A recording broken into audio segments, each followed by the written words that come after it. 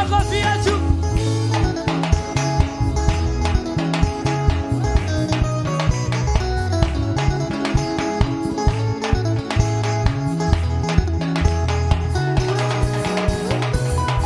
Piga tu makofi ya juu kwa Yesu.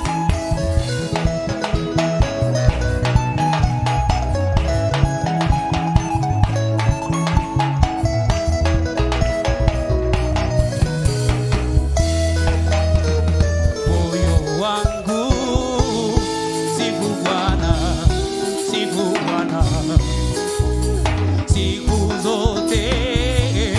Haleluya, haleluya.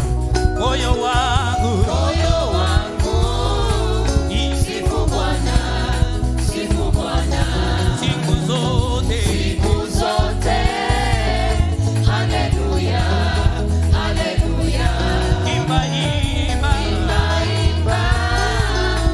Anaweza, anaweza. anaweza. Shangilie, Shangilie kwa shangwe kuu.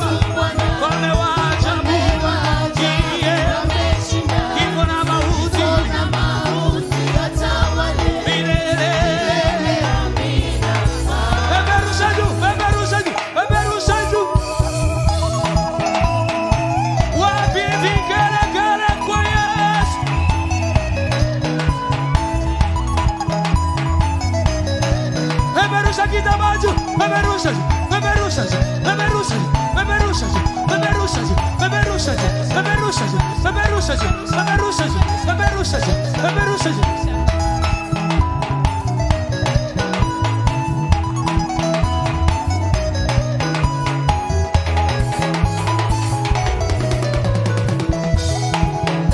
Ametenda mema Yesu Bwana, mfalme wa ajabu ameshinda kifo na mauti, atawale milele. Amina.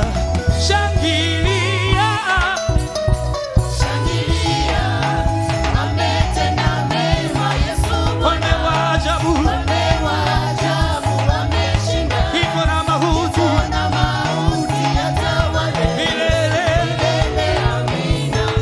Shangilia, shangilia, Shangilia, ametenda mema Yesu Bwana, mfalme wa ajabu mfalme wa ajabu ameshinda kifo na mauti, na mauti, atawale milele. Amina.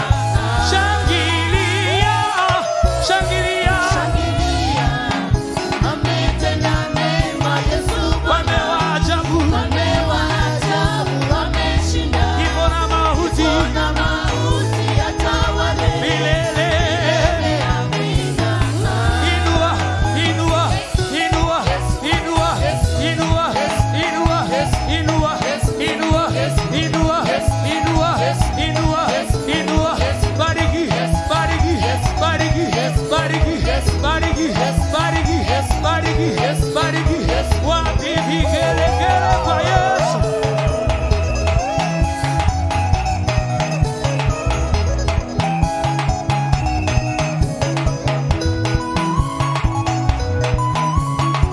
Anacheza kwa Yesu, cheza. Cheza kwa Yesu, cheza. Cheza kwa Yesu, cheza. Cheza kwa Yesu, cheza. Cheza kwa Yesu, cheza. Cheza kwa Yesu, cheza. Cheza kwa Yesu, cheza. Cheza kwa Yesu, cheza.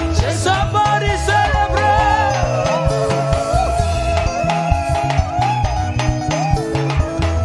Demitotela, demitotela, Demitotela, demitotela, demitotela, demitotela, demitotela, demitotela, demilumanya, demilumanya, demilumanya, demilumanya, demilumanya, demilumanya, demilumanya, demilumanya, demitotela, demitotela, demitotela, demitotela, demilumanya, demilumanya. demilumanya, demilumanya. Makofi ya juu kwa Yesu.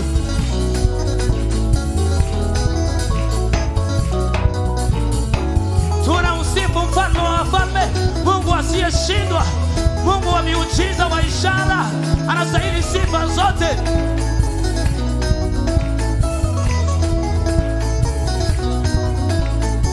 We praise you, Lord. We praise you, Lord. We praise you, Lord. We praise you, Lord. We praise you, Lord. We praise you, Lord. We praise you, Lord. We praise you, Lord. We lift you, Lord. We lift you, Lord. We lift you, Lord. We lift you, Lord. We lift you, Lord. We lift you, Lord. We lift you, Lord. We lift you, Lord. We lift you, Lord. We lift you, Lord. We lift you, Lord. We lift you, Lord. Demitotela, demitotela, Demitotela, demitotela, demitotela, demitotela, demitotela, demitotela, demilumanya, demilumanya, demilumanya, demilumanya, demilumanya, demilumanya, demilumanya, demilumanya, demitotela, demitotela. demitotela, demitotela. Cheza tu kwa Jehova.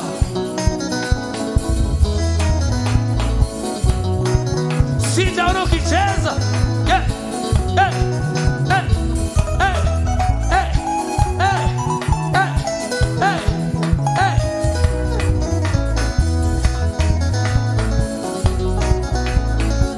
Wapi vigele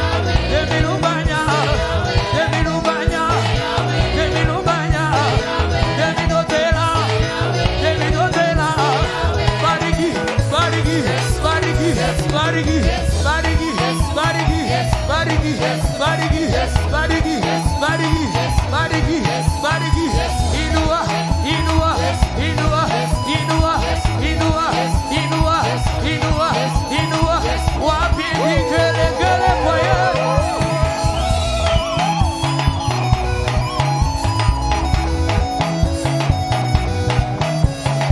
Anacheza kwa Yesu, cheza, cheza kwa Yesu, cheza, anacheza kwa Yesu, cheza, cheza kwa Yesu, cheza, cheza kwa Yesu, cheza, cheza kwa Yesu, cheza, cheza kwa Yesu, cheza, cheza kwa Yesu, cheza.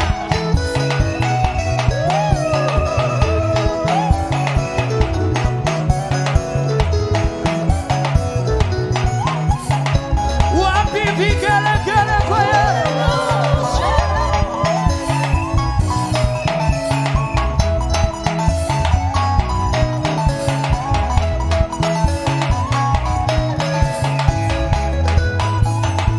Wapi vigelegele kwa Yesu. Bariki tu Yesu.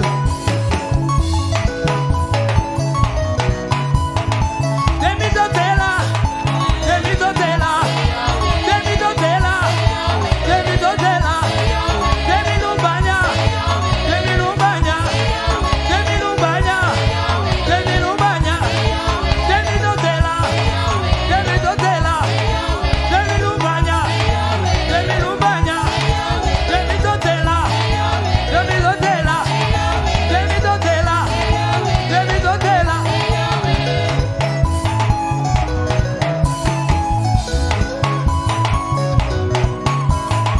Ale cheza kwa Yesu, cheza, cheza kwa Yesu, cheza, cheza kwa Yesu, cheza, cheza kwa Yesu, cheza, cheza kwa Yesu, cheza, cheza kwa unacheza namna. 1, 2, 3.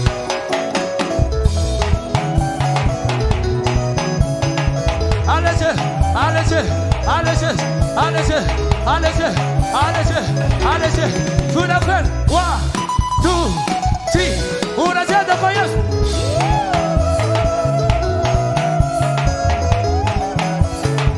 Ale cheza, ale cheza, ale cheza, ale cheza, ale cheza, ale cheza, ale cheza, ale cheza, ale cheza, ale cheza, ale cheza, ale cheza, ale cheza, ale cheza, ale cheza, ale cheza, ale cheza, ale cheza. Bariki, bariki, bariki, bariki, bariki, bariki, bariki, bariki, bariki, bariki, bariki, bariki, bariki, bariki, bariki, bariki.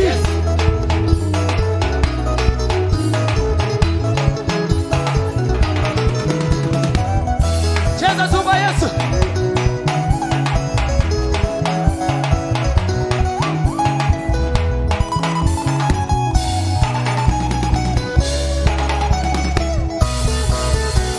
Okay, asifa Mungu.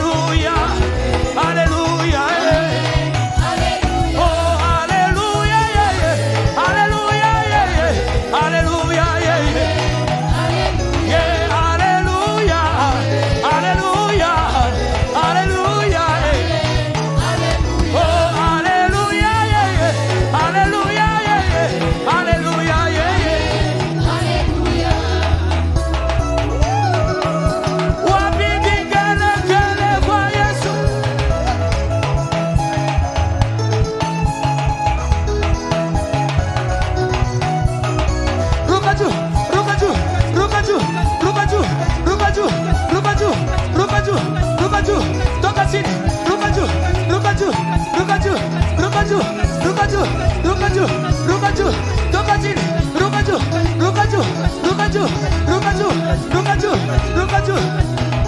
Oh hallelujah, yeah, yeah. Hallelujah, yeah, yeah. Hallelujah, yeah, yeah. Oh hallelujah, yeah, yeah. Hallelujah, yeah, yeah. Hallelujah, yeah, yeah.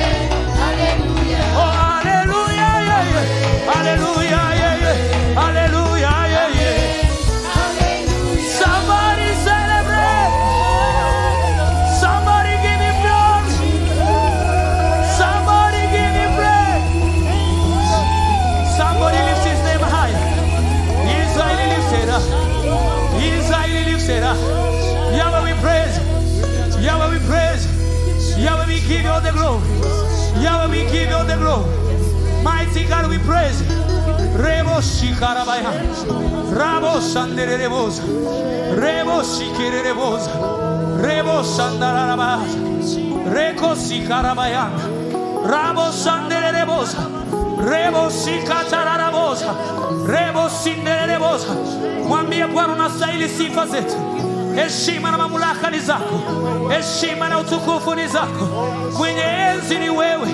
Usiyeshindwa, usiyelinganishwa, usiyefananishwa. Mungu yule uliyekuwa jana, leo hata milele. Ufalme wako ni wa milele. Enzi yako inadumu milele. Haubadiliki Bwana. Majira yanapobadilika, wewe ni yule yule. Seasons zinapochange, you will never change, oh Lord. You remain the same yesterday, today, and forever. Oh, rebo shikarabayana, rebo shiterereboza. Haja ya mioyo yetu ni wewe. Haja ya mioyo yetu ni uguso wako. Haja ya mioyo yetu ni kukuona wewe. Haja ya mioyo yetu ni ishara na miujiza ziweze kutendeka kwa maisha yetu. Haja ya mioyo yetu ni wewe Yesu. Haja ya familia zetu ni wewe. Haja ya ndoa zetu ni wewe. Yesu Kristo tawala Bwana. Unaweza mfalme mwema. Unaweza Adonai. Unaweza Jehova Jireh. Nani mwingine wa kulinganishwa na wewe? Nani mwingine wa kufananishwa na wewe? Mwenye nguvu na uweza, mwenye mamlaka ya ajabu, unayefanya miujiza ya ajabu. Oh Yesu tunakuabudu. Yesu tunakuabudu. Jehova tunakuabudu. Masia tunakuabudu. Heshima na utukufu ni zako. Heshima na utukufu ni zako. Ini watu sauti yako mwabudu Bwana. Maana anaweza, maana anatosha. Anastahili heshima zetu. Yahweh, Yahweh, we magnify. Rabo shana, rabo zikabayaka. Rabo kosobo zibayandelelebosa. Ribayata rabo satarabayaka. Rimakata rabo ziketelelebosa. Rimakata rabo satarabayaka. Rimakato sobo zikaba. Yahweh we worship. Yahweh we worship. Yahweh we worship. Yeah. Oh Yahweh we give you glory. Oh, ninataka ni kuabudu Bwana. Ninapenda ni kuabudu Bwana. Ninapenda ni kuabudu Bwana. Siku zote ni kuabudu Bwana. Ninapenda ni kuheshimu Bwana. Siku zote ni kuheshimu wewe Bwana. Ninapenda ni kuabudu Bwana. Ninapenda ni kuabudu Bwana. Ninapenda ni kuabudu Bwana. Ninapenda ni kuabudu Bwana. Ninapenda ni kuabudu Bwana. Oh, nikujue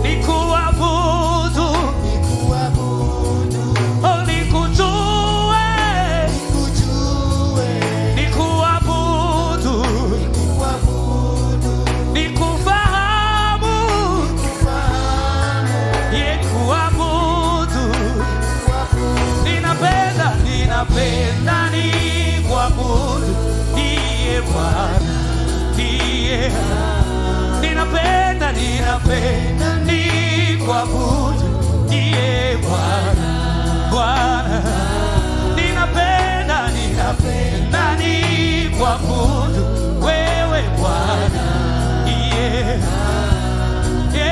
nikujue, nikuabudu, nikufahamu, nikuabudu, nikujue, nikuabudu Bwana, nikufahamu,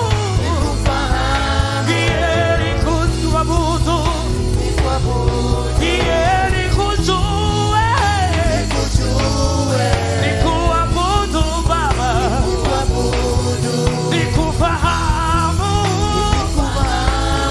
nikuabudu Yahweh, nikujue, nikuabudu, nikufahamu wewe jinsi ulivyo, nikujue, nikujue,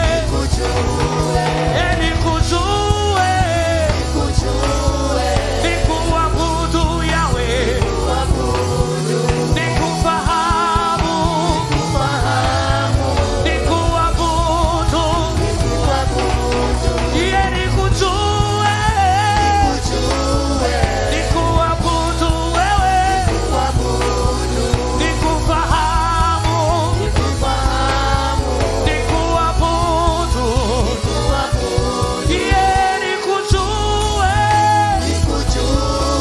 nikuabudu Yesu, nikufahamu, nikuabudu, nikuinue, nikuabudu, nikuinue, nikuabudu,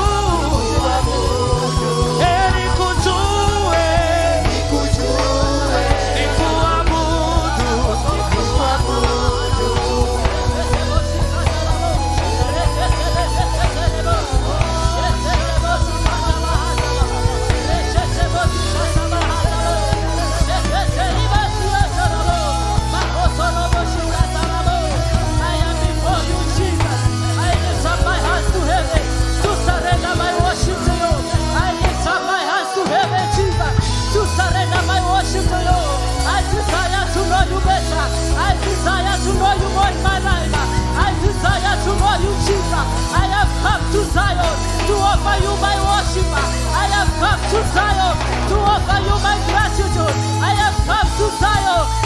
you are my Savior, to say Jesus, you are the lover of my heart. I am here to worship you. I am here to acknowledge you, Lord. I am here to tell that you are my God. We have come to Zion, the city of the living God. We have come to Zion, the place of our deliverance. We have come to Zion, the place of our possessions. We have come to Zion, the place of our signs, our miracles and our wonders. And Lord, we ascribe all the glory. And Lord, we ascribe all the honor.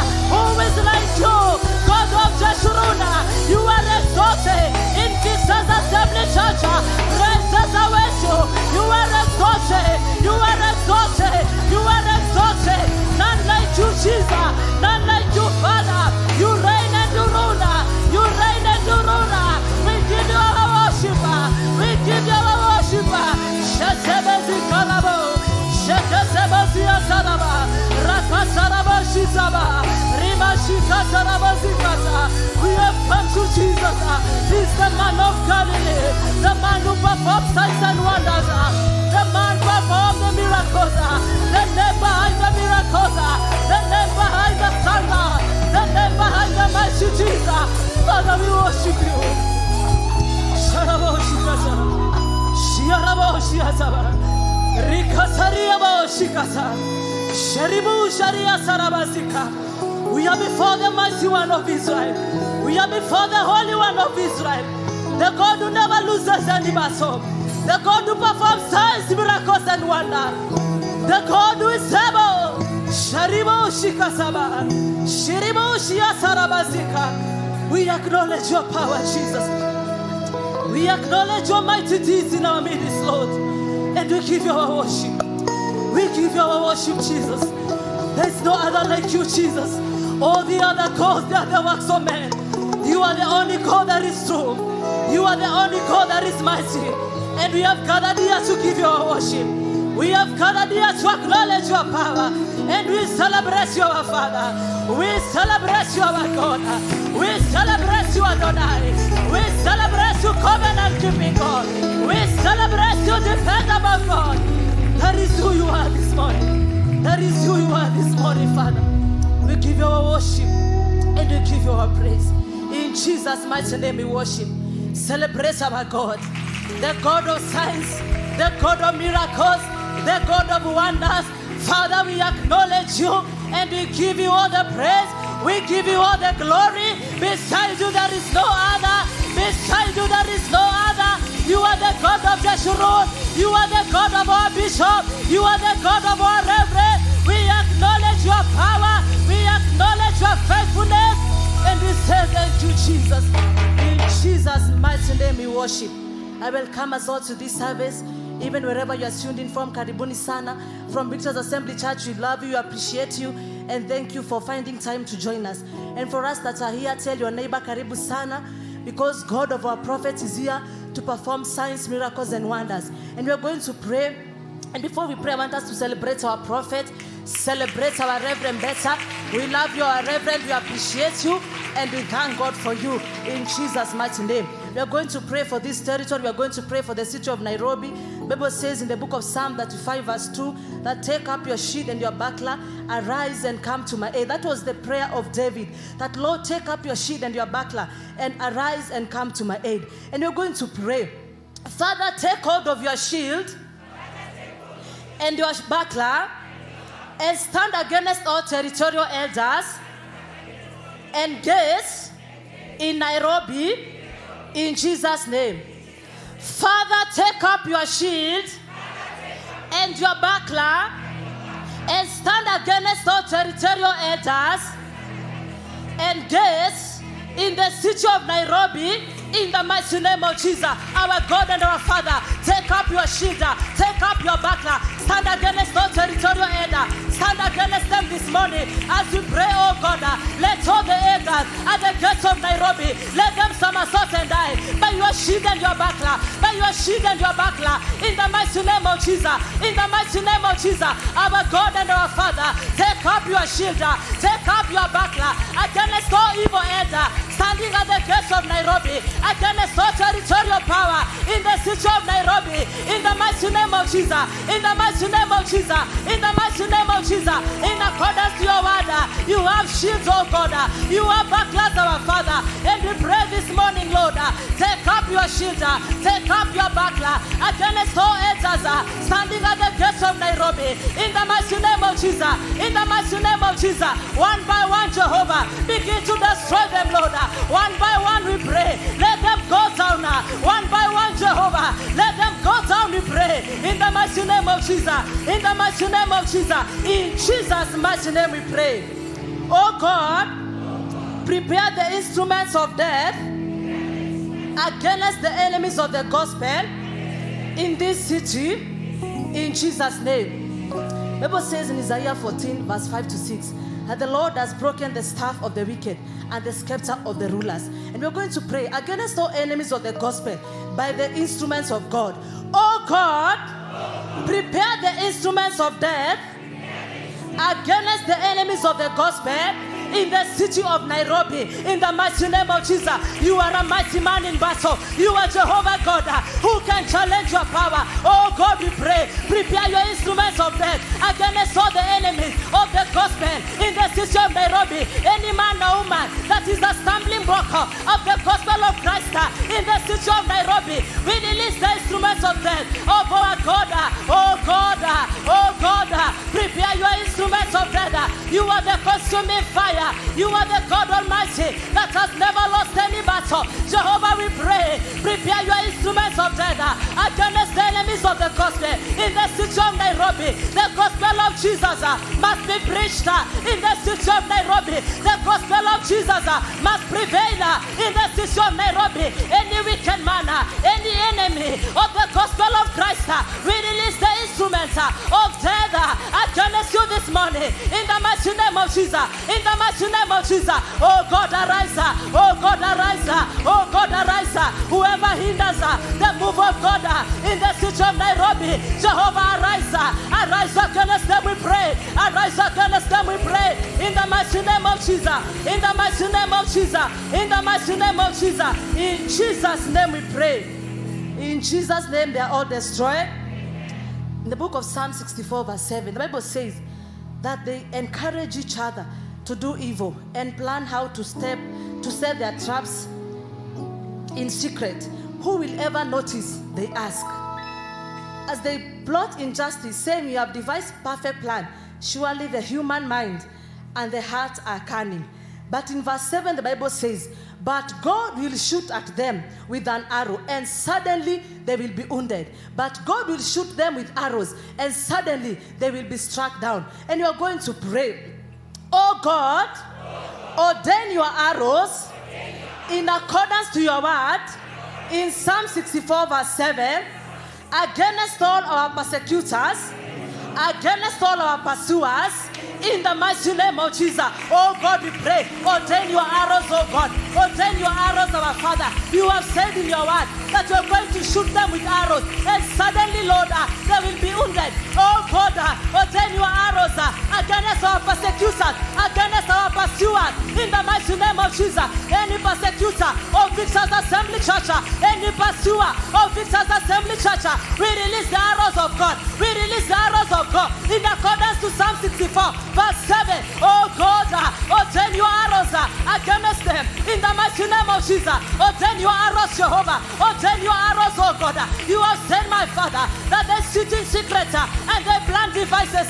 They sit in secret and they think that no one can see them. Oh God, we pray. Any man or woman that is sitting in secret to persecute Victor's Assembly Church, any man or woman that is sitting in secret to pursue us, we release the arrows of God. We release the arrows of God. We release the arrows of God. Wherever you are, be suddenly wounded. Be suddenly wounded. Be suddenly wounded. In the mighty name of Jesus. In the mighty name of Jesus. In the mighty name of Jesus. Be suddenly wounded. Be suddenly wounded. In Jesus' mighty name we pray. In the book of Proverbs chapter 26 verse 27, the scripture says that he who digs a pit will fall into it, and he who rolls a stone will have it rolled back to him. Whoever digs a pit will fall into it, and he who rolls a stone will have it rolled back on him. And we're going to pray. Father, in the name of Jesus, let every pit dug by the enemy against our Rehoboth project become a grave for the enemy. In the mighty name of Jesus, our God and our Father, you have said in your word in Proverbs 26 verse 27 that whoever does a pit shall fall into it, and whoever rolls a stone, he shall roll back. Whoever has dug a pit against our Rehoboth project, fall into it, fall into it, fall into it. Whoever has dug a pit against finances for Rehoboth project, we command the pit that you have dug, fall into it. Enemies of Rehoboth project, fall into the pit that you have dug for us. Whoever has dug a pit for the helpers of our Rehoboth, wherever you have dug a pit, fall into it, fall into it, in accordance to the word of God, in accordance to the word of God.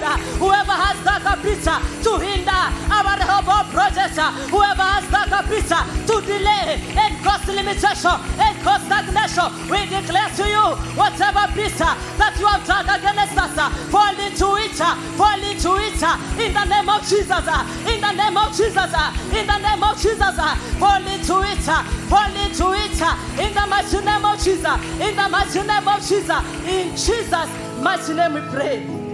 The Bible says that God anointed Jesus and went about doing signs, miracles, and wonders. And the same power that was in Christ is in us this morning. Today is our Miracle Sunday. And I want us to lift up our hands to heaven. And whatever miracle that you are believing God, begin to express it to heaven. Begin to express it to heaven. Jesus, I know that you are here. Just like you did in Galilee. I know that you are here. I know that you can do it again. I am believing you for my healing. I am believing you for my miracles. I am believing you, oh God, for signs, miracles, and wonder. You have said, oh God, that through the mouth of our prophets, that today, Jehovah, you have intended to perform signs. You have intended to perform miracle. And I'm here lifting up my hands to heaven, that you may not pass me by. That you may not pass me by. I know you are here, oh Lord. I know you are here, Jehovah. I know angels of miracles are dispatched in our minister. I align my heart with you. I align my spirit with you. I align my mind with you. Do not pass me by, Lord. Do not pass me by, Jehovah. I know, my God, that you healed the woman with the issue of blood. You are able to do it again. You are able to heal my family. You are able to heal my finances. You are able to heal my marriage. You are able to heal me, oh God. Lord, I pray, do not pass me by. Do not pass me by. As you are performing wonders, as you are performing miracles, Lord, I pray, do not pass me by. Do not pass me by today. My heart has an expectation. My heart has an expectation. My heart has an expectation. Do not pass me by, Lord. Do not pass me by, I pray. Give me my mind. Give me my sign. Give me my mighty deed. Give me my miracle, Lord, in the mighty name of Jesus. And Father, we give you all the praise. Begin to thank you. Begin to thank you for answer prayers. You are a faithful God. To you all men shall gather. It is the confidence that we have in you, that anytime we pray, Lord, you are committed to answer. You are committed to answer. Thank you for answer prayer. Thank you for my signs. Thank you for my miracle. Thank you for my wonders. I know you have already done it. And Father, we say thank you. And Father, we say thank you. Let us celebrate him. The God who answers prayer. The God who is faithful. The God who never fails. Give him the shout of praise. In Jesus' mighty name. We can take our seats in Jesus' name. And once again, I welcome us to this service. It is our Miracle Sunday. And thank you for finding time to be in the house of God. The Bible says that them that appear in Zion, they shall grow from strength to strength. And it is time for our announcements. Our 70-day prayer program continues. And we gather here from Monday to Friday for our lunch hour service and our evening service. And Sunday we are here for the 3 services from 7:30, 11:30 service in Jesus' name. And we are all encouraged to appear in the house of God and invite a friend and invite a family member. To all who have not registered for the second class of membership, the registration is ongoing at our bookshop, and the class is going to commence in the month of October. If you've not registered for the second class of membership, registration is still going on at our bookshop. Register, and the class is going to commence in the month of October. We have a barbecue date for all Dunamis and the Doxers in the house. Previously, we were known as the senior youth, but by the grace and the anointing of God upon our prophet, we have been rebranded and repackaged, and now we are called Doxa and Dunamis. If you belong to the age bracket of 25 years old to 35 years old, you belong to the Dunamis group. And if you are 35 years old to 40 years, you belong to the Doxa group. If you have not registered, kindly see any of the leaders, and they are going to help you register. We have a barbecue coming this Saturday at Ziwa Gardens along Kiambu Road. Kindly purpose to register. Our prophet shall be there with us, and it's going to be a great day to the glory of God. Do you have any visitor that has visited us for the first time? We want to appreciate you. Do you have anyone that visited us for the first time?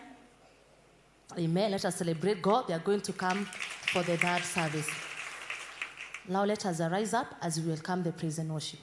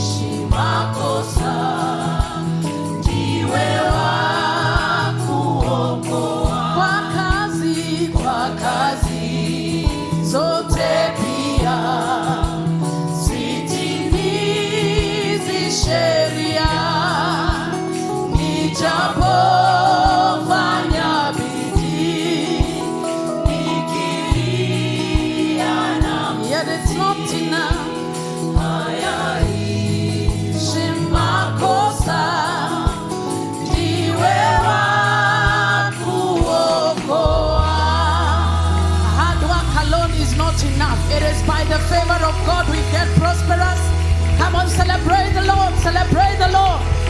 As you celebrate, may the angels of prosperity locate you in this service. As you celebrate, may new portals of glory, new portals of prosperity open around you and about you in the name of Jesus. Come on now. Come on, give it praise, give it praise, give it praise. Give it praise. Psalm 100 and verse 2. That come gladly into the presence of God with singing and shouting. God expects us to be glad when we come to Him. Serve the Lord with gladness and come before His presence with singing. Come on, give it praise. Give it praise. Sunday morning, give it praise. Those who are watching us live, give it praise. Serve the Lord with gladness and come before His presence with singing. Our God loves music. Our God loves joy. Our God loves dancing. Our God loves shouting. He is not a deaf God. He is a fun God to live with. Come on, praise ye the Lord. Praise ye the Lord. Praise ye the Lord. All ye servants of the Lord who dwell by night in the house of the Lord, come to Him in singing and celebration. Hey! I still can hear you. Are you sure you came to the God that I came to? The God who loves to say, enter His gates with thanksgiving, enter His courts with praise.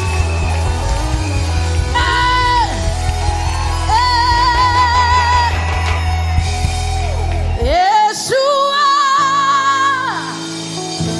Hamashiach, Lion of Judah.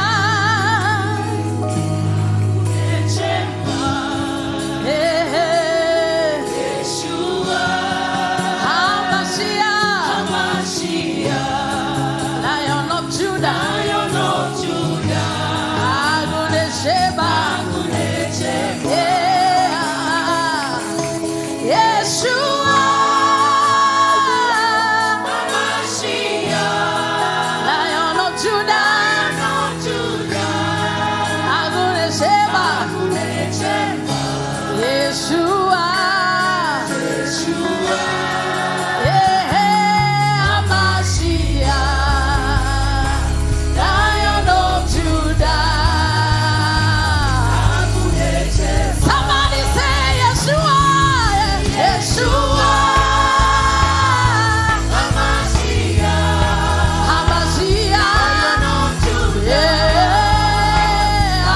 Agunesheba.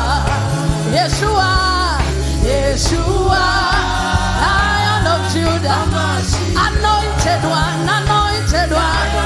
Hey, hey. Lift your hands and say Yeshua, Hamashiach, Lion of Judah. Come on, give Him praise. Yeah, Yeshua, Hamashiach, Lion of Judah.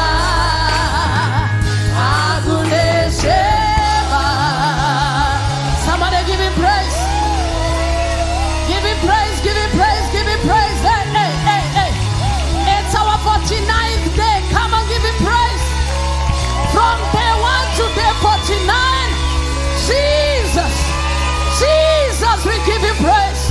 Jesus, we exalt you. We did not know that you will bring us this far, but thank you, Jesus. Woo. Tell your neighbor, until your sign and your wonder appears, there will be no rest in heaven. And on the earth, people will be busy looking forward to perform miracles on your behalf. The last shout you're going to give is because your helpers are already busy. They are preparing a party for you. They are preparing a banquet for you. Come on, cheer the angels. Signs and wonders is what we are looking for. Yes, shatabakadabababababa. Somebody give Him praise.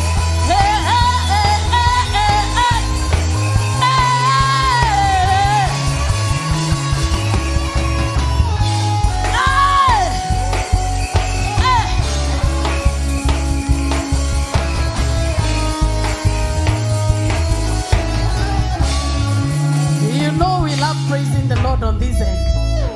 I begin, I will not teach. So allow me to teach about how to break the covenant of poverty. Lift both of your hands and say, any covenant of poverty that is already at work in my life, in the name of Jesus, a sign and a wonder will happen that will make you overcome you forever. Now open your mouth and break that covenant of poverty. It's an agreement between the land, the water, people, forces of darkness. They made an agreement that you and poverty will be brothers for life. Even if poverty is your twin brother, even if poverty is your wife or your husband, it is divorceable. It is divorceable. Whatever has to happen, let it happen.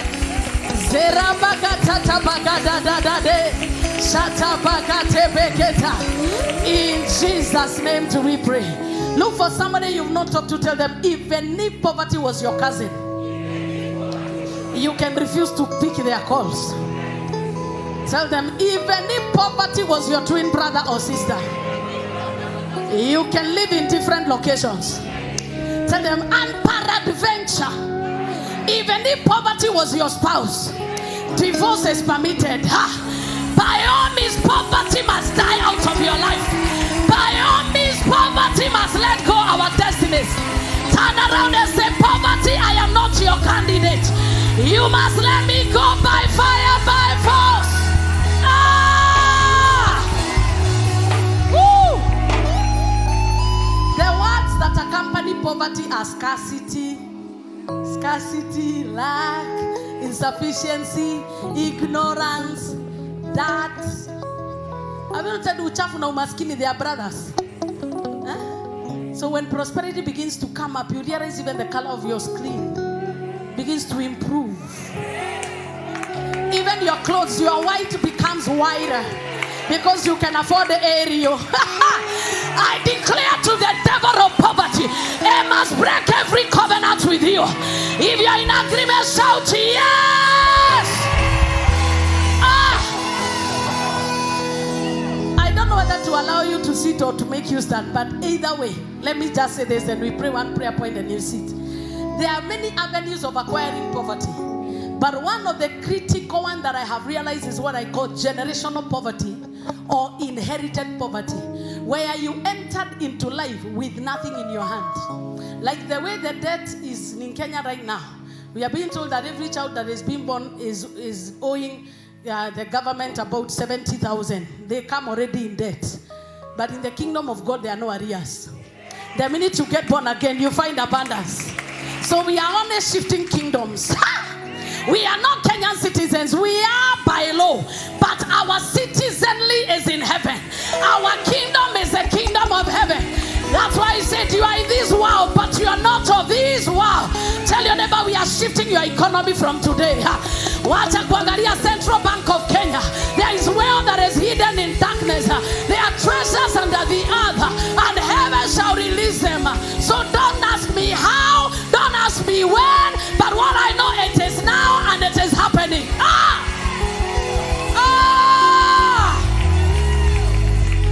Inherited and generational poverty.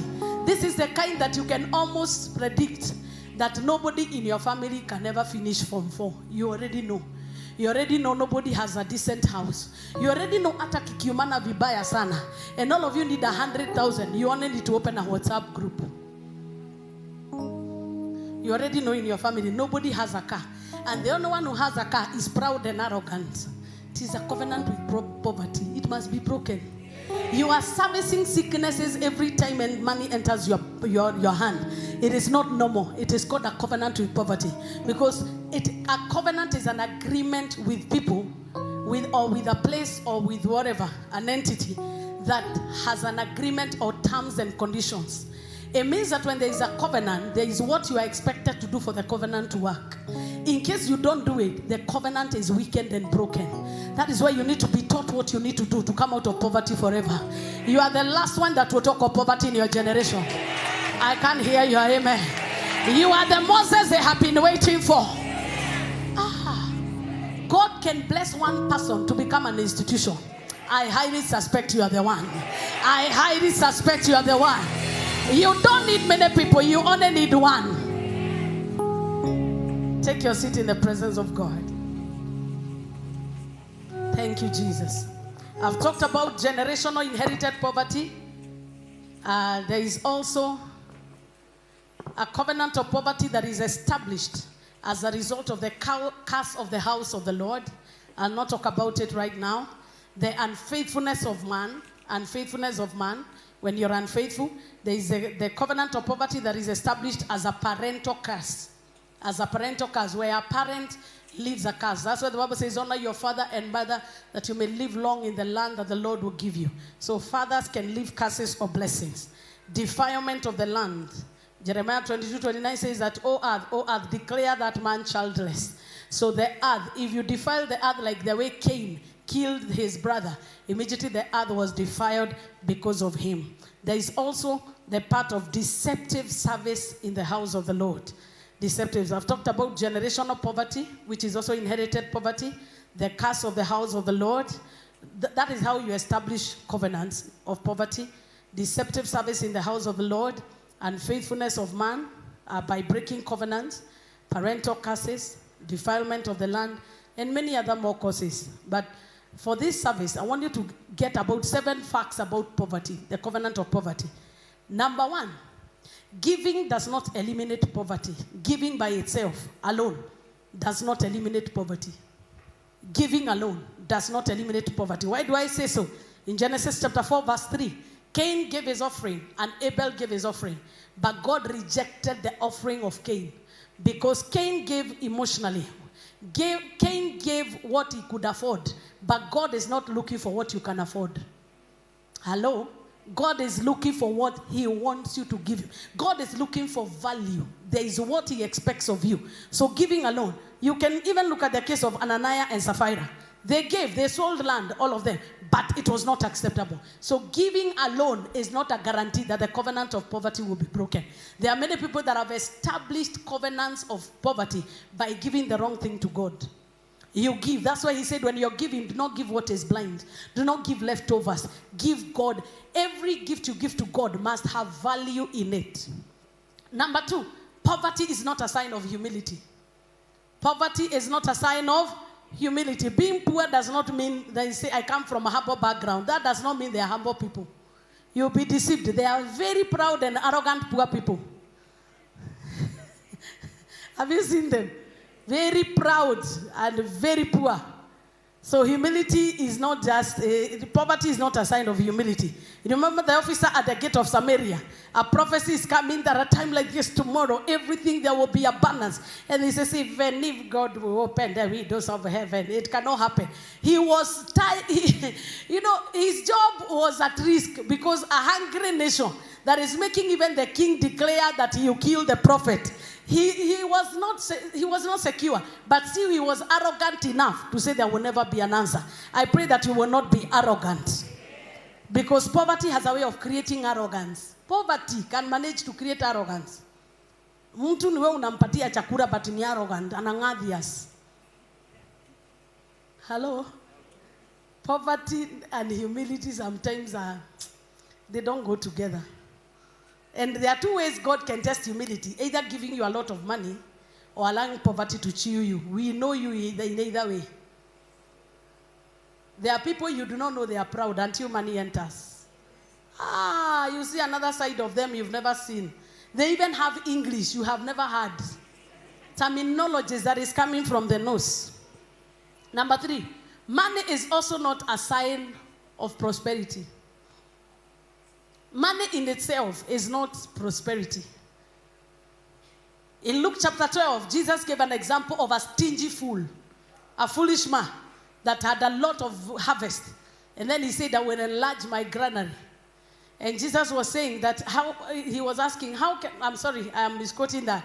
He was asked, what can I do to see the kingdom of heaven? And he was told, the only way is sell your possessions and give to the poor. And the man walked away. He said, me and Jesus, mi kama nikutoa jasho yangu nipe watu, mi mistaki. So having money is not a sign that you'll be wealthy. You can have money that will die with you. It will never help anybody. We have seen people where they have a lot of money and on their deathbed, they even leave bills in arrears. When you carry the covenant of prosperity, God will make sure that even in your death, you will leave an inheritance for your generation. I can hear you. And you know, transgenerational wealth begins after you fulfill your assignment. So you must fulfill your personal assignment, so that after you fulfill God's assignment, He will give you overflow to live to the next one. When Jesus performed a miracle and they were fed, the Bible says they were leftover, and they were told, gather the leftover. The leftover of what God gives you and you've been faithful in is what you leave to the next generation. So all of us need to make sure we fulfill our destiny, so that the next generation will come and find that they have capital to begin.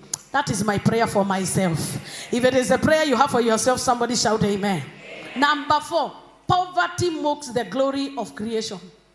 Poverty mocks the glory of creation. Matthew chapter 6, verse 28 and verse 30. We request that the screen be up and working. Matthew chapter 6, from verse 28 to verse 30. And why take ye thought for raiment? Consider the lilies of the field, how they grow. They toil not, neither do they spin. Verse 29. And yet I say to you that even Solomon in all his glory was not arrayed like one of these. Give me an easier version, like NIV, so that we get to know that, yes, I tell you that not even Solomon in all his splendor was dressed like one of these. What God has dressed creation with, nobody can afford. That Solomon in all his wealth, the dressing and the glory that is on creation, Solomon's wealth could not buy. Verse 30.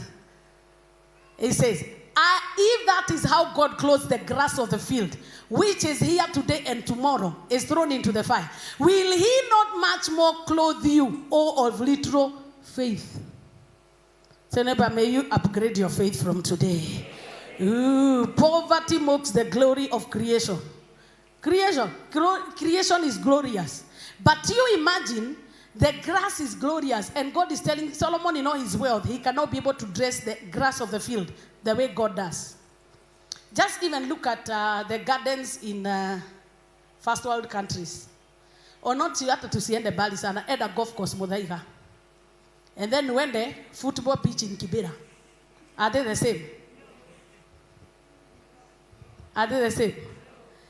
Wealth can make the grass of the field look good, but it is not man that dresses it. It is one man that uses what creation has provided, the water, the fertilizers, and then the grass becomes better. So God is telling us that we, as of little faith, if only we will upgrade our faith, we will perform better than grass.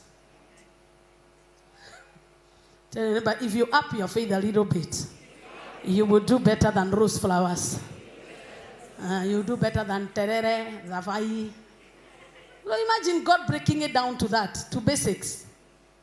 Zafai, you know, managu. You know. God dresses all these plants. And He's saying that even Solomon, with all his wealth, he could not be able to afford that. But God is saying, the reason why the grass of the field is overtaking us is of little faith. Lift up your voice and say, oh God, upgrade my faith in this service. Anything in me that makes me lesser than the grass of the field, you must surrender now. Poverty brings rejection. Point number 5. Poverty brings rejection. I have read in Proverbs 19:4 that wealth brings many friends. Get money. You don't look for friends. There is no trace of rejection in you. You are just broke. You are just broke. Is it me we say in Proverbs 19, verse 4? Wealth. You will not read this one loudly because why is you at your volume 1 to go?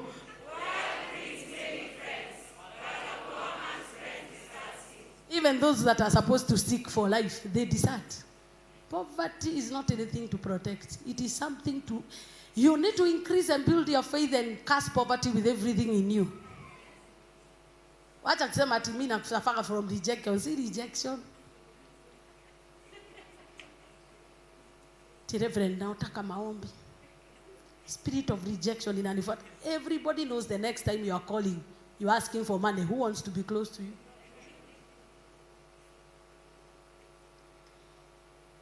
Bwana asifiwe. Tell your neighbor, since you received Jesus, the curse of rejection was broken. You are accepted. So acha kusema ati rejection, hakuna mtu anataka kuongea na mimi, hawachukui simu zangu. Pata pesa, ni wewe utaacha kuchukua simu zao.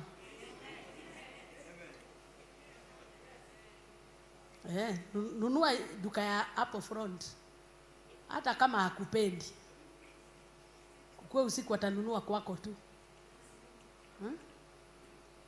So acha kusema mambo ya rejection. Lay your hand on your head and say, every deception of the enemy in my life, I upgrade my faith. Die in the name of Jesus. In fact, the Bible says that even his family and brothers ran away from him. Stop saying that your family doesn't like you. Ati wanapenda ule akona pesa. It is a principle of life. My sister ule akona pesa ameharibu wazazi. Siku haribu chotwa kitu utatafutwa.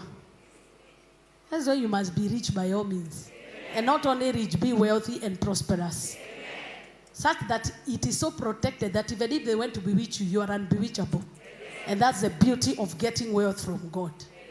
Because hata wakijaribu kuiraani hawawezi. Acha kusema we get together.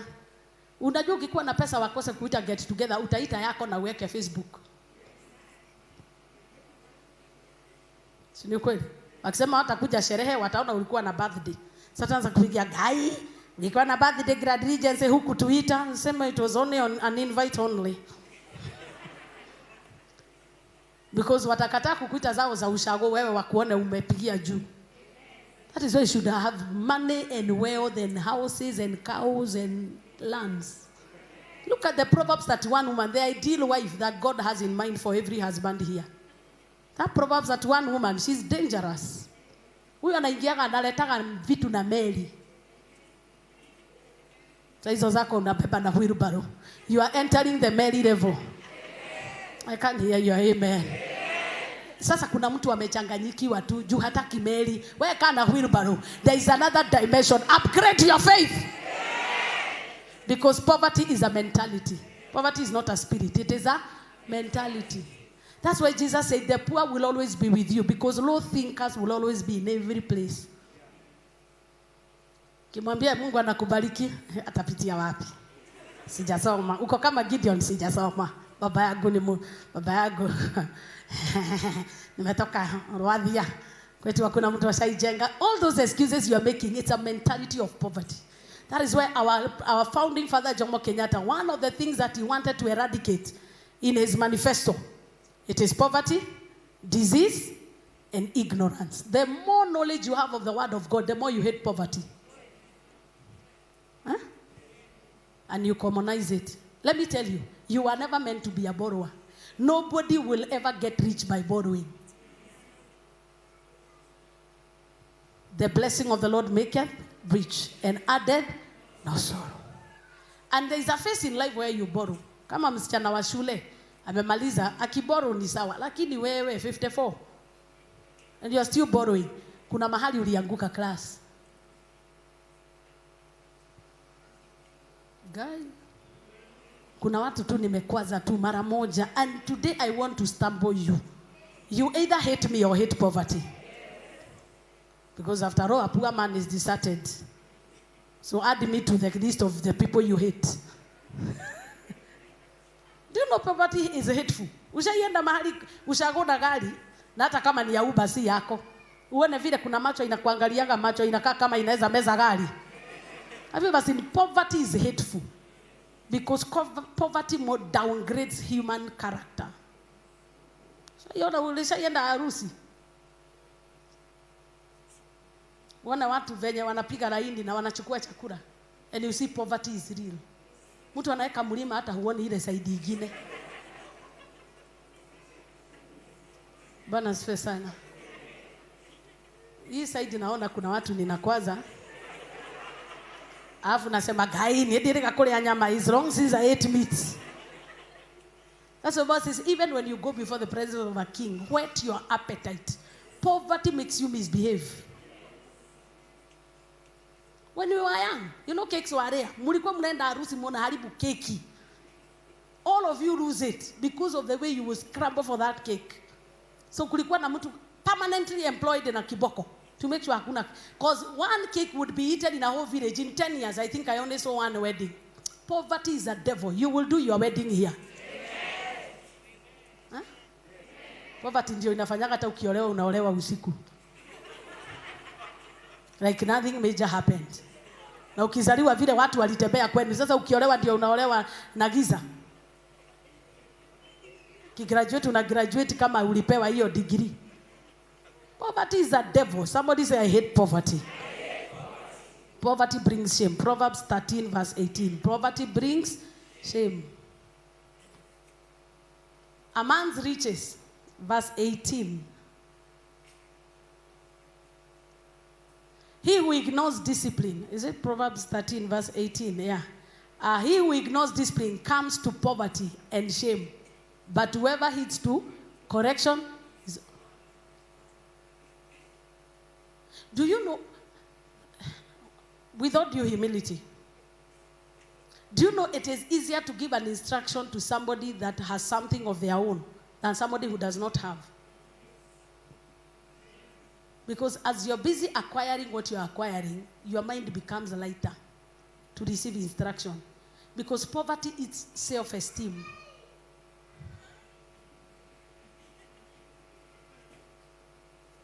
Acha nicheke tu. Poverty inakuranga self-esteem. Before mtu akuongereshe, unamwangalia unasema amevaa hivyo. Akikwambia kitu, anajira kwa todo dile na nguo dhaka. Do you know that is how poverty thinks? Ananiambia hivyo kwa sababu anaona kiatu yangu si smart. Siku moja so by the time hata unapewa instruction huski. Unaenda mtu anakuambia tupatane kwa hoteli. By the time ufike hiyo hoteli ujiangalilie hivyo you are lost. Hata ukiambiwa kitu huski. Poverty must let you go. Poverty must let you go. Because he who ignores discipline come to poverty. Poverty does not take instructions. That's why Yesu alikuwa anawaambia the poor will always be with you. Me, I am not with you forever. That's why Yesu alikuwa anaongea na wao na hawasikii. And I realized that all the activities of the poor, they are poor.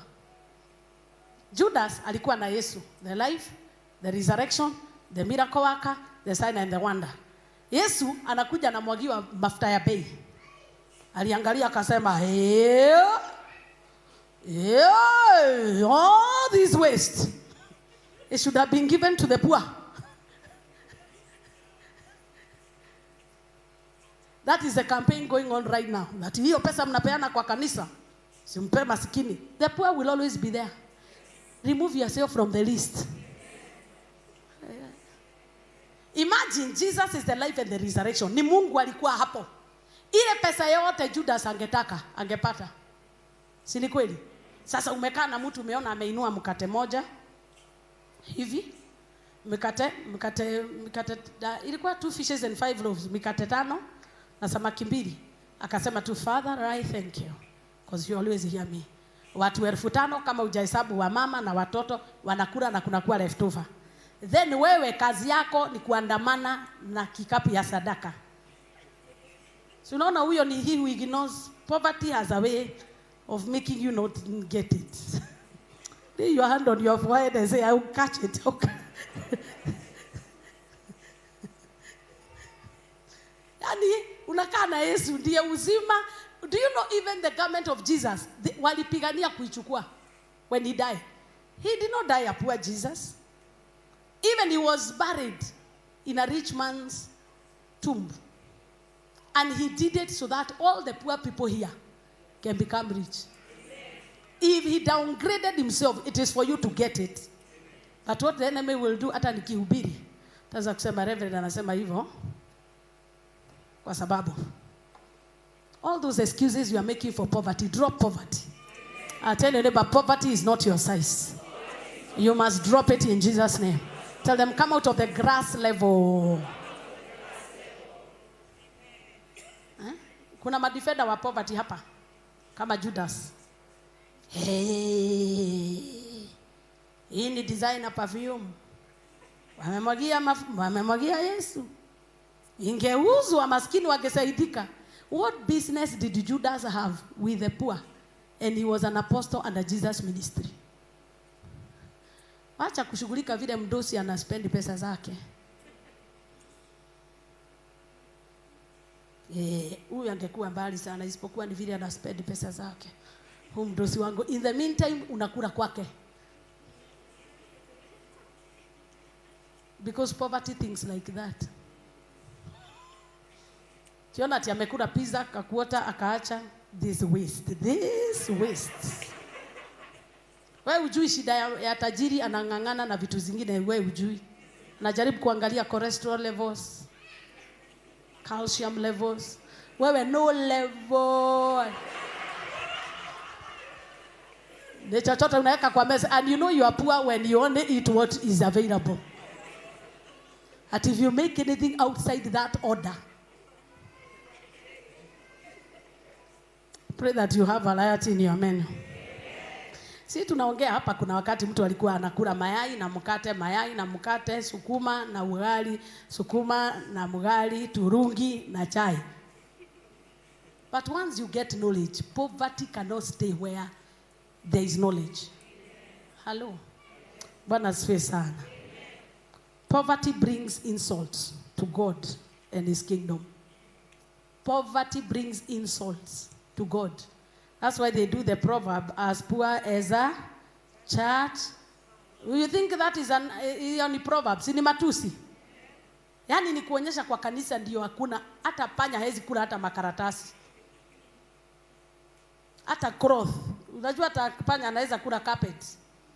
Yani inaonyesha huko ni dry, not this one. There is abundance in this house.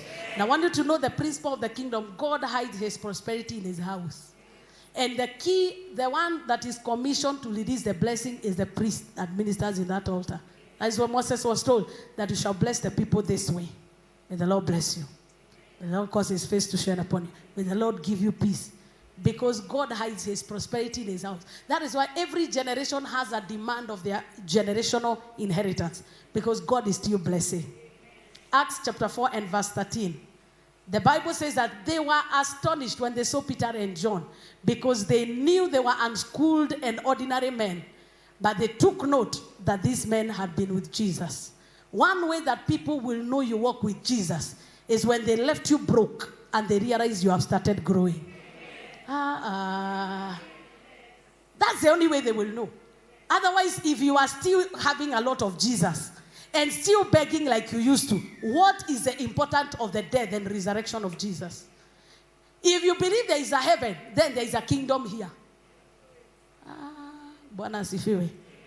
He said, my kingdom is not just meat and drink. There's joy, righteousness, peace in the Holy Ghost. But he said that ask and it shall be given to you. Knock and the door shall be opened. Thy will be done on earth as it is in heaven. What is in heaven? The streets are gold. We are still at tarmac level. That is if you are blessed. Some of us, we are still at Dakaine level. The road is not even accessible. Your will be done on earth as it is done in heaven. That's why he says, store your treasures in heaven where there is no moth and where there is no rust, because you will get it back. But what the enemy will do is that he will multiply poverty in your life so that you will continually be a disgrace to God. When they saw Peter and John and they knew they were unschooled, they were ordinary men, they were astonished and they said these men had been with Jesus. Why were they shocked? Because they were sent with oil 2 by 2. And they were told, I'm not giving you any pass, I'm not giving you money. But when they came back, they were asked, did you lack anything? They said, no. You were never wired for lack. As the oil you are coming with, I am commissioning you today. Whatever you are pursuing in the market, you are coming with a report that you have gotten everything that you desired. I can't get your amen. They were told when we sent you with oil, did you lack anything? No. And they started saying the poor, the sick were healed, because sickness and poverty go together. They said the poor, the sick are healed. Those people with demons, they're being cast out.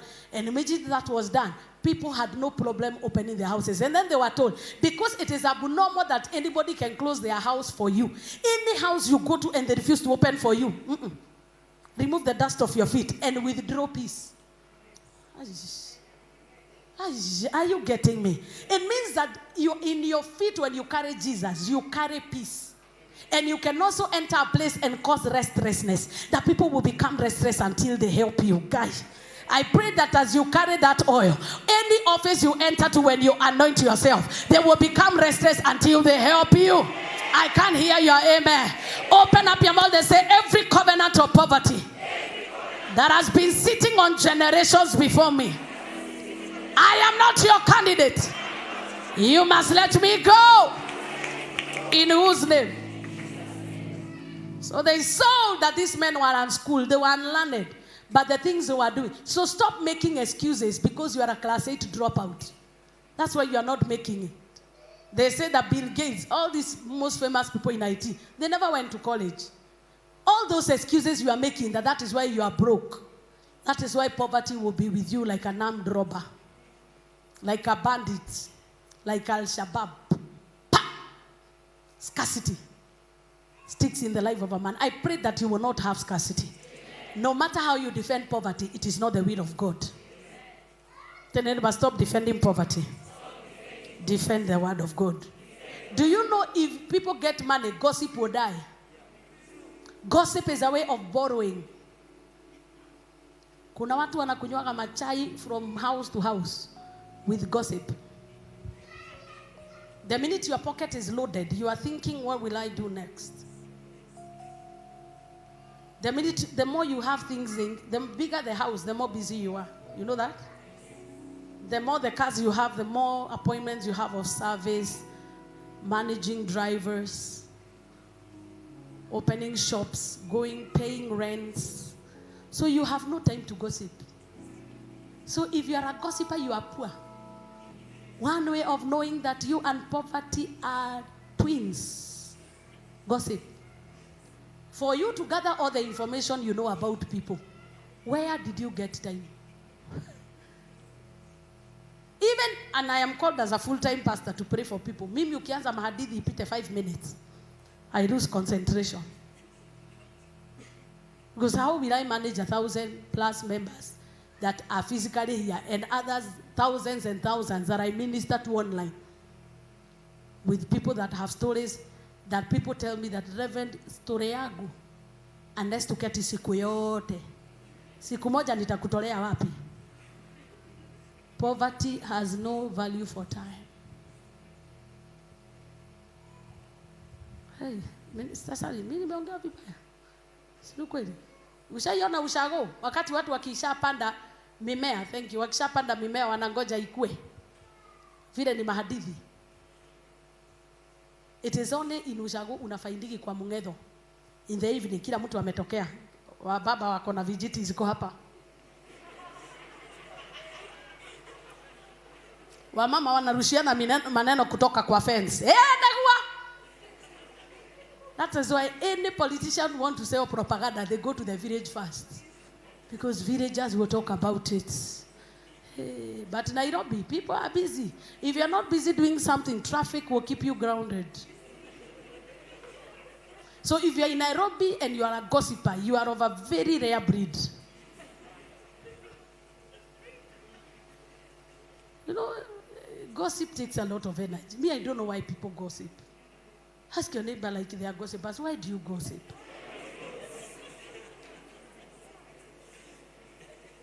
And the way people are busy in Nairobi, sasa stories anani ulijulia wapi?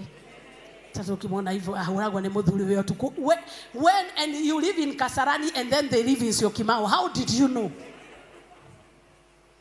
And the last time I remember you don't work with CID. So you don't have the privilege of listening to people's conversations.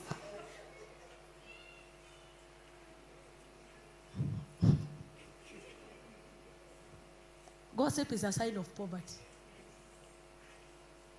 Because I have realized people overtalk to compensate what they don't have. May you never have boldness to cover poverty. Watu wakitoa pesa wewe unasema mimi, my confidence is what I'm selling. I've been there. I'm not saying things I'm not there. Watu wakitoa pesa ikipitona unasema nini goyo umeredia tadodire. Unaona kama ni umang'aa na ni poverty modified. Are you liking poverty or you are hating it? Poverty denies you a voice. The Bible says that a man, I don't know where that proverb is, that a poor man, get it from me, is in Proverbs. A poor man delivered the whole city, but nobody recognized him. The wisdom of the poor is never trusted. No, continue calling yourself Wajiko. Wajiko can never make decision. Decision is made for Wajiko. So me, I'm not Wajiko. Sijui kama tunaelewana? The politicians are carrying Wajiko in their mouth. Wajiko, Wajiko, Wajiko, Wajiko, Wajiko. Wamemaliza sawa wanamuita hustlers, poor Kenyans, the underprivileged, third world countries. Hata ile maneno, ile majina inapeagwa poor people. Low income earners. You are coming out of that list. I can't hear you, amen. You are coming out of that $1 a day. Kwa hiyo 1% wanasema Kenya are millionaires, utaingia hapo wewe. Nobody is a second class citizen of heaven. All of us are first class citizens. But may God upgrade your faith. Hiyo mushene mingi, mahali wa maskini wako, mushene inakuwa mingi. Right now, without due respect, go to Upper Hill and begin to shout by the roadside. Do you think anybody will come out? They will call police. There is a mad man. But go to Gekomba right now. Begin to shout. They will be running to come to see you. True of us. I respect Gekomba, I love Gekomba. And I'm not saying Gekomba is for poor people. Don't misquote me. But the truth is Gekomba is not like Upper Hill. It is a fact. Is it not a fact? When you go to the first world, your strategy of evangelism changes. Hii makelele ya kuhubiri kwa basi, hakuna basi. Bwana asifiwe kwa basi. Hakuna, everybody has their car. Because when wealth increases, quietness. Bia jirani yako umaskini unakuwa na kelele. Do you realize when your pesa inaongezeka, you go to quieter neighborhoods? Suddenly noise becomes a nuisance. So, that music is too loud. That time ulikuwa unaweza mogidi. Siandaga sikiandamana.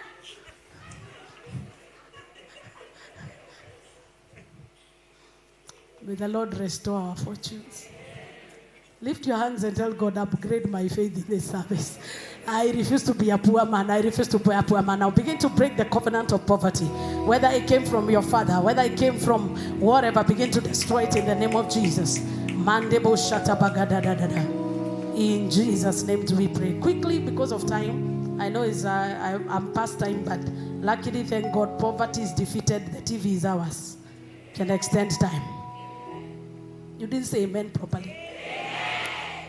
Deception in the house of God. How do one of the key sources of covenant of poverty is when we have deception in service of God. Number one, when we do not serve God with gladness of heart. God is not just looking for people to serve him. He wants happy people. Sio mtu amebeba msalaba wa Yesu ni kama ni wewe unakufia kanisa. That's why he decided, me as a pastor, I'll have fun. Yeah, I have fun. Mimi hata mkimaliza kuhubiri hapa mnanipatanga hapa na praise and worship. I have fun. Because kutumikia Mungu si punishment. Na kama ni punishment, keti. Because you're doing drama. Anytime you serve God without gladness, there is no reward. In fact, it is a nuisance. It is a disgrace to you. Number two, when you serve God with laxity. When you serve God with laxity. Luke 9:62, that whoever puts his hand, his plow, to go and plow and turns back is not worthy of the kingdom. No one who puts his hand to the plow and looks back is fit for the service of the kingdom. Hii maneno ya kusema utaingia department, then ukiingia unatoka. You are covenanting with poverty. Because you can never tell God, I'm sorry. Akupatia kazi utoke. Your life can never be okay. Another one is forsaking or deserting the work of God. I'm talking about serving God deceptively. Deserting and forsaking the work. 2 Timothy 4:10, Apostle Paul talks about Demas. That Demas forsook me. He deserted me and loved this present world. And he left me. So what happens is that when you desert the work of God, you have covenanted with poverty because God is the source of all things. When you annoy him, there is no other person you can appeal to. So tell your neighbor, don't desert the work of God. Because by all means, we were created to serve him. We were created to serve him in our capacity. The other one, which is number 4, is looking for personal gain when we are serving God. Looking for personal gain. I have realized not everybody who comes to church because they love God. There are people who come to church to create social networks so that when they are stuck, they know people will lift them up. Whereas if you looked up to God, God can help you without the assistance of anybody. Oh my God. There are people who come to church because they want to belong. So personal gain. You are the Judas company. Judas company, hanging out with Jesus but never converted. Kazi yako ni kuangalia the pass. Sasa Yesu anapewa hii heshima yote ni ya nini? Au ndio watu hawapendi the men of God. Anashindwa hii pesa yote pastor anapeagwa. Ukiona kwanza mtu amekuja na kikapu na basha inakaa nono, your eyes become red at once. Pastor akikuja ameng'ara, na of course not members of this church. I'm talking to those who are live on TV. When you see your pastor wearing a new dress and a new hairstyle, na kama ni mwanaume amedunga suti anakaa sawa, wickedness enters your eyes. This is the tithe I gave last week. Lead Malachi 3:10. Bring all your tithes and that there may be meat in my house. Do you want us to eat naked? That you may be happy.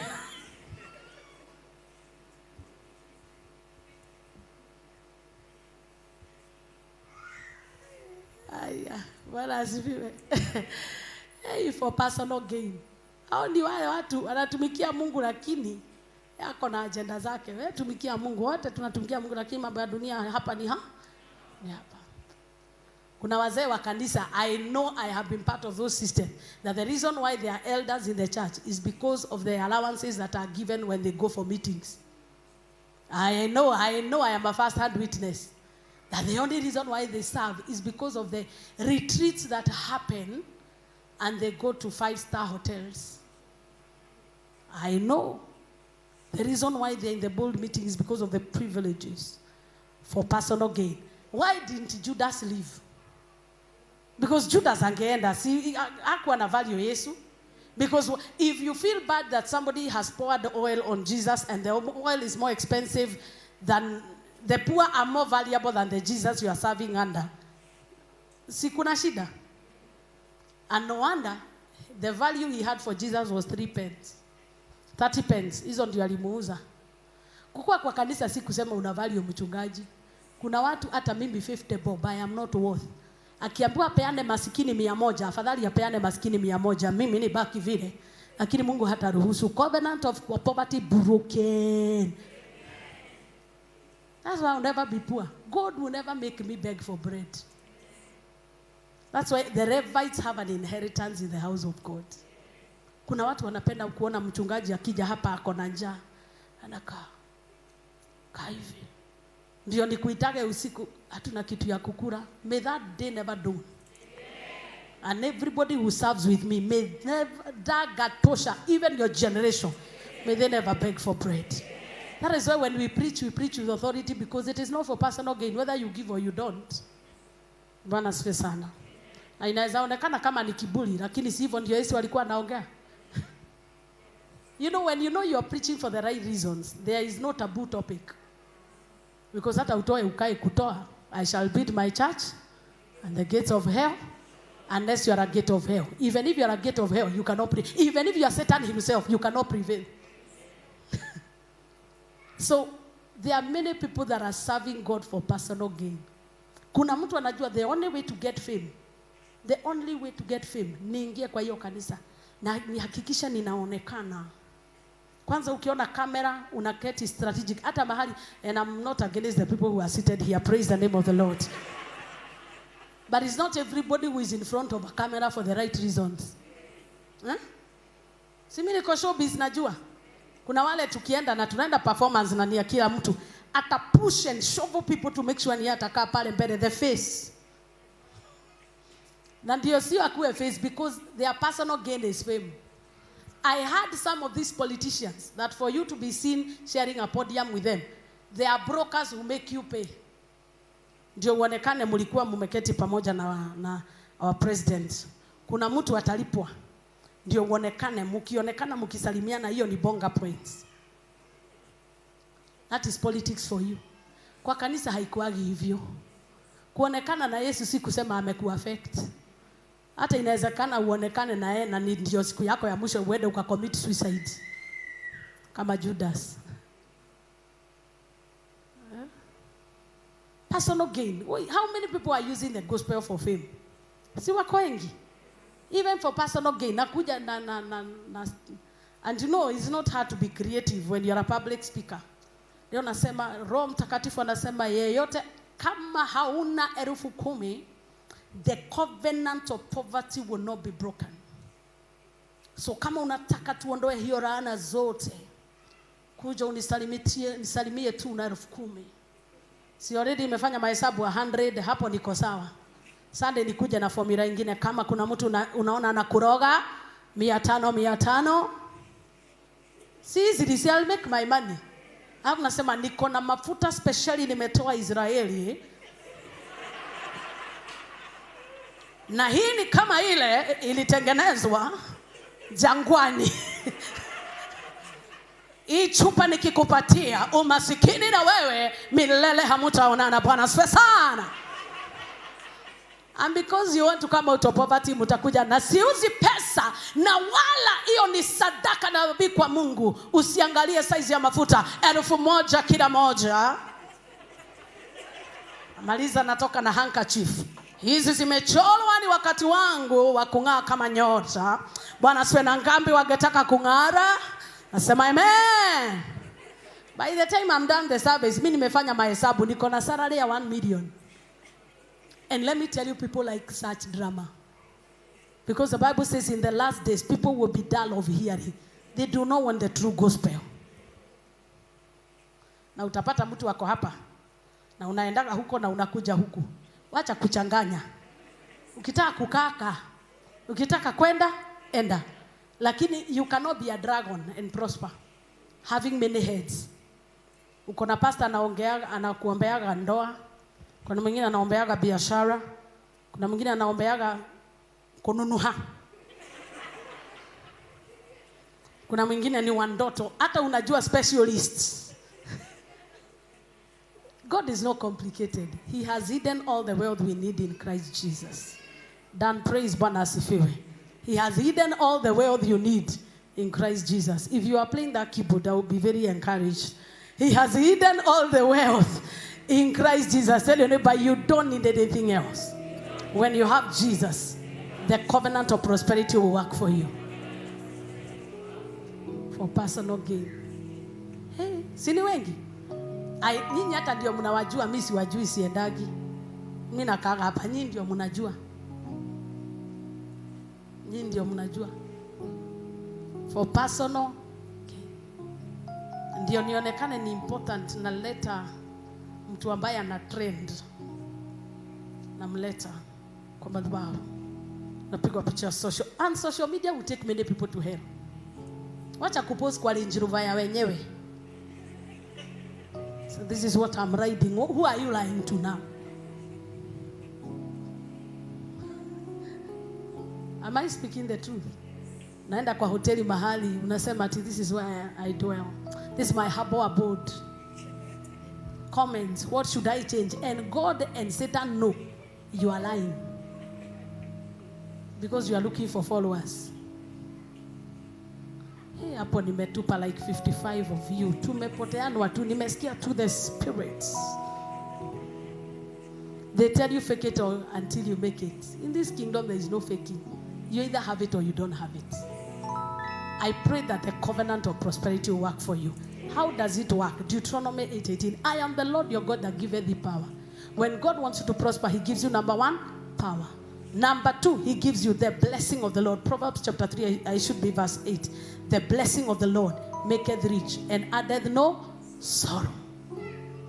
It can either be, he gives you power, then he gives you the blessing. And then after he gives you the blessing, he gives you the increase. The increase. He says that Paul planted, Apollos watered, but God gave the increase. It is God who gives increase. What does God also do? He makes room for you. He enlarges. Honor the Lord with your tithes and offerings. I will make room enough for you. There will be no space. You can have a lot of money and lack room. Have you noted that when you shift to a new house that is bigger, before you know it, things are full? God always fills the size of your room. It is only God that can increase the room. Manda Baba, may God increase your room. May God increase your room. How you know that God is prospering you is when your room begins to increase. That is why by all means I pray that we shift to Rehoboth. Because the more room we have, the more prosperity we'll have in that place. I pray that God will take you to a 4-bedroom before you build your own. More room, more room, more room, more room, more room, more room, more room. Shout the loudest amen if you believe it. There are 2 principles that God has put in place for covenant of prosperity to work for you. Number 1 is the principle of honor. Honor the Lord your God with your tithes and your offerings. Honor the Lord with your first fruit. When you honor God, honor your father and mother that you may live long in the land that I will give you.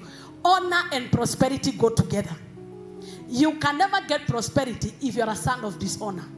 When Isaac wanted to bless his sons, he said, go and bring to me what I like. After I eat it, I will bless you. It is honor. What you honor, if you honor God sincerely from your heart, prosperity will be automatic. Witches will still be there. They will still be bewitching, but honor surpasses witchcraft. Honor surpasses generational curses. When you know the art of honoring God, even if they gather together like Isaac in famine, you are going to harvest 100-fold. So let us not make excuses for poverty. Poverty is a demon. It must disappear in Jesus' name. Close your notebooks and lift up your hands and begin to tell God, anywhere I've given room for the covenant of poverty to be at work in my life, by the power in the blood of Jesus, I close the door. I close the door. I close the door. Maybe you serve the Lord deceptively. You've not served him with joy. You've served him for personal gain. Maybe you've not connected well with God. You've not been faithful in your assignment. Whatever it is that you have done, you have deserted or forsaken the work of God. You have been lax in your assignments. Mandabo shata bagadadadahaya. Shera bagazopreketosa bagadadadada. Begin to go before the Lord and tell him, Lord, show me your mercy. Lord, show me your mercy. Lord, show me your mercy. Lord, show me your mercy. Lord, show me your mercy. Lord, show me your mercy. Mercy say no.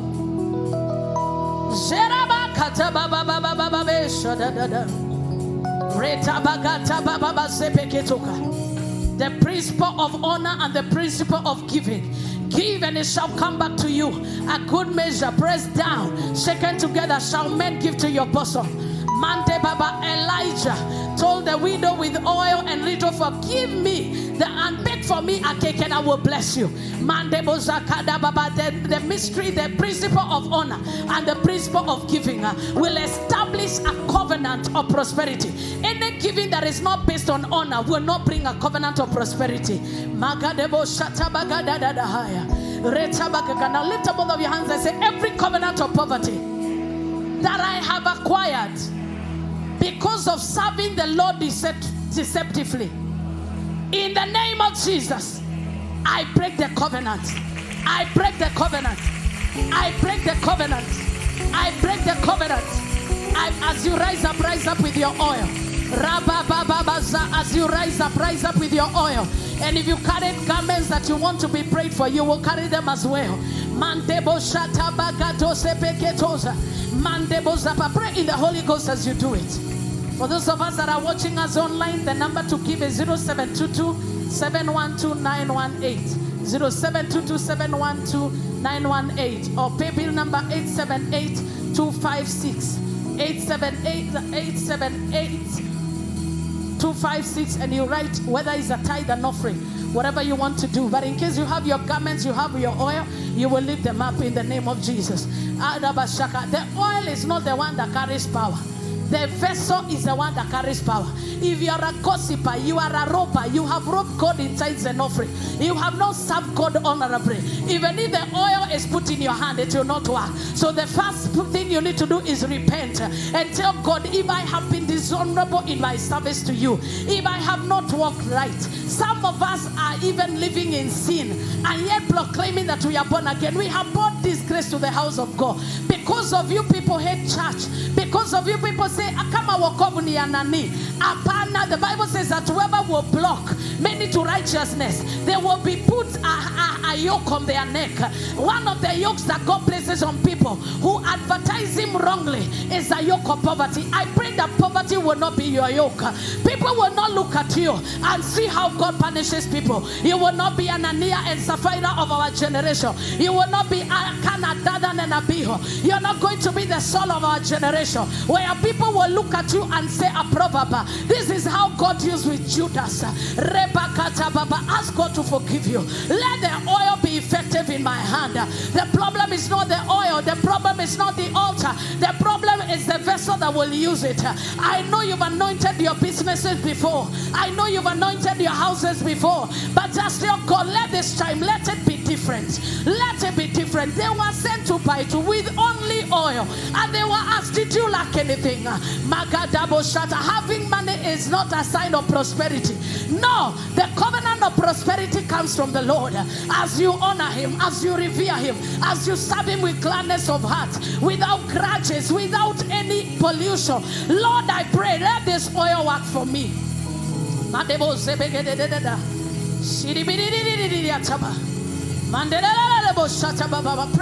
with all your heart. Pray with all your heart. Pray with all your heart. God does not do magic. God is not a magician. He looks at the heart. In Jesus' name. Hear me first. So that we are in the same book. Cain gave and Abel gave. But God received the sacrifice of Abel and despised the sacrifice of Cain. But you can tell it is not the produce of the field that God hated. It was the heart of Cain that God hated. And why do I say so? Immediately he saw that the brother's sacrifice was accepted, he killed him. And when God asked him, he did not even feel remorseful at all. He was not remorseful. He was actually negotiating that the punishment is too big for me. Why have you put a mark? Anybody who sees me will kill me. He still did not have remorse and guilt for killing the brother. Because the oil in your hand will only work if the heart is right. So we can even dip you. You can even prepare a bathtub of olive oil. And you say it comes from Mount Zion. From prophetess. That time you give me any titles. So that when it fails, it is me you will blame. Prophetess, the woman of God of our generation, the one and the only who listens from heaven, apostolic doctorate anointing. You can have PhD in biblical studies and God does not know you. It is the heart. Tell your neighbor, it is the heart. Organize your, remove that gossip. You gossip too much. Receive that hatred. You are hateful. You are proud. Broke but very arrogant. Nobody can send you. You are unsendable. You look at who is sending you. Even your eyes, they look like the eyes of a wizard. You look at people who are prosperous. The problem is not what you have in your hand, it's the heart. The heart of man is deceptive above all things. I want you to cry to God for one. Even if I delay in this service, I am not apologetic. Because we want to have signs and wonders this month. Are we interested? Tell God, anything in my heart that does not glorify you, I ask you to forgive me. Make my heart right. Some of us have the heart of Cain. We are killers. We are in the presence of God, but our work is to kill. And we are not even sorry about it.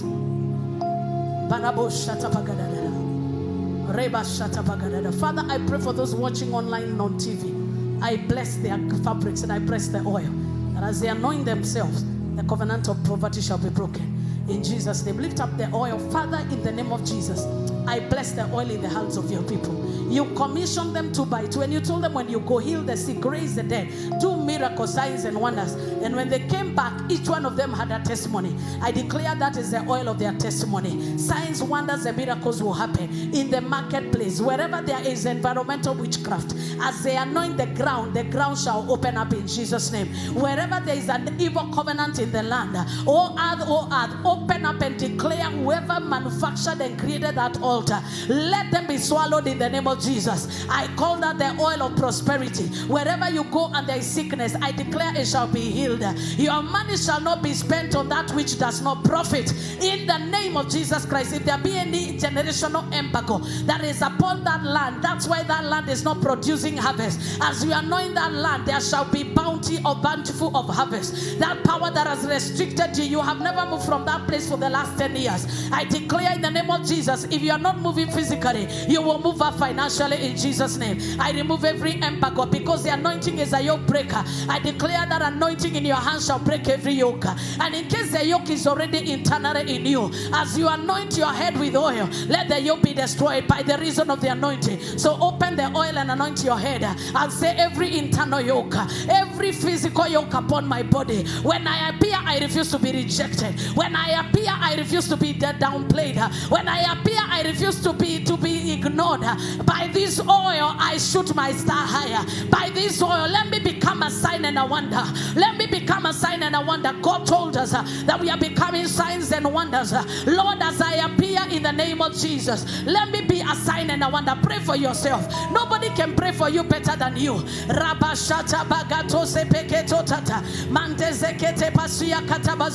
Anoint yourself with oil and begin to pray in the name of Jesus. I anoint myself. Mitoko zobodo sipata kateza. Retepeke zobodo shatabaga. Marakoze beketo pakatuza. Matebazia bigatose peketuza. Retepeke zobagata. As I anoint my head with oil in the name of Jesus. Sebagatosa bagada. Let the yoke of sickness and disease, let the yoke of lack and want, let the yoke of poverty be destroyed over my life. Arabo shapakatoza baradose perekota. Pray for yourself right now. Be healed in the name of Jesus. Be restored in the name of Jesus. Generational poverty be broken. Let the yoke of poverty be broken from my head. Let every jobless man receive a job. Let every hard ground become soft ground. In the name of Jesus, all the excuses the enemy has given us to make us remain poor, we refuse to remain poor in the name of Jesus. It is your will that we may prosper.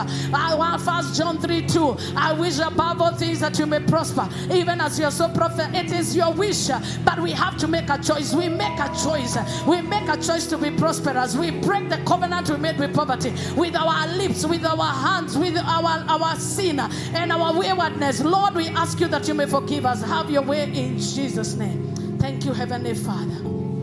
Give you praise and we give you glory. Those documents that you carried with the oil in your hand, just hold them. They are angels of God in this place, and their assignment is to lay hands on every document that is there. So as you lay your hands on them, something will enter those documents. In the name of Jesus, lift them up in the presence of God. Father, I dedicate every passport. I dedicate every certificate.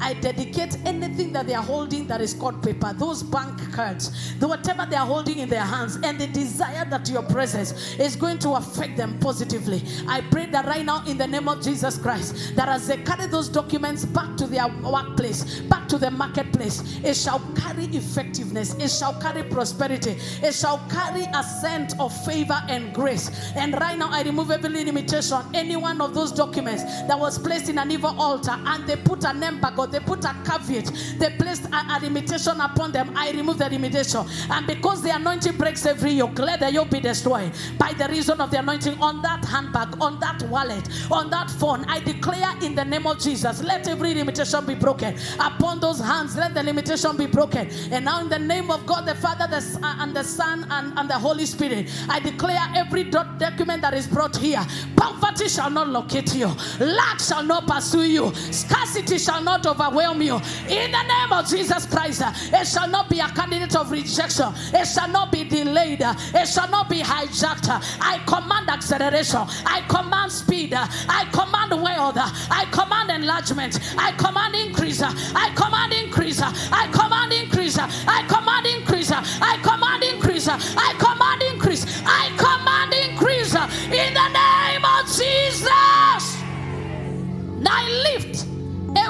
pronouncement and prohibition in the spirit.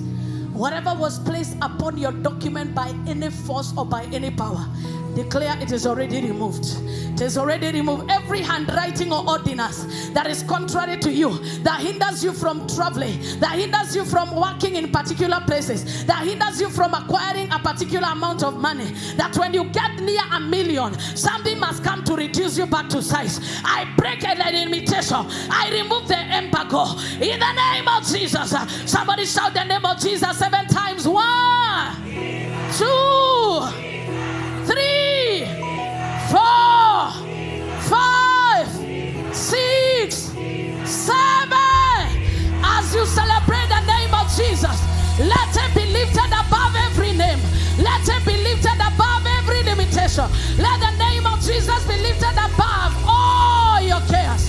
And so shall it be in Jesus' name. So package your offering, package your tithe. Those that have come with garments that belong to people you want me to pray for, I want you to bring those garments. I want to hold them with my hand, so that as I handed them over to you, Bible says in the book of Acts 19 verse 12 that they brought handkerchiefs to the apostles, and as they prayed to them, when they were returned, miracle signs and wonders happened. I remember a time like this, we were doing this kind of mantles, and one of us took a mantle to somebody that was in ICU for a month, and the person arose. There is power when you believe. Our God is a miracle working God, and this is a week of miracles, signs and wonders. So package your offering, package your tithe in the presence of God, and God will bless you. If you need an envelope, package it like you value God. Yeshua HaMashiach, Lion of Judah. Oh, Yeshua HaMashiach, Lion of Judah, Agune Shema. Yeshua, Yeshua HaMashiach, oh, Lion of Judah, Agune Shema. Yeshua, Yeshua HaMashiach, Lion of Judah, Agune Shema. Father, as we give our offerings, we value you, we honor you. There is nothing we can do that is equal to the sacrifice you gave on the cross. So we just agree with you that what you did, and you said it is finished, it is also finished in our lives. In Jesus' name. And now may the grace of our Lord Jesus Christ,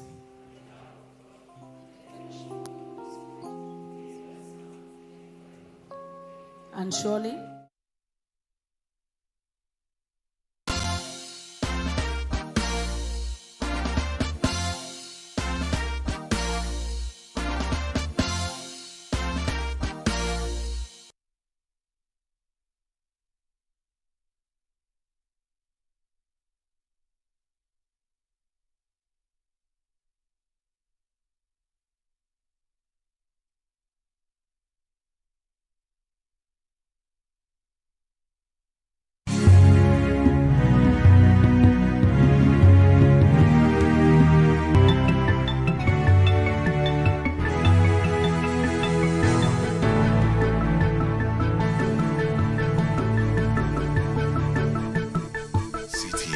creating a world with decent conversations.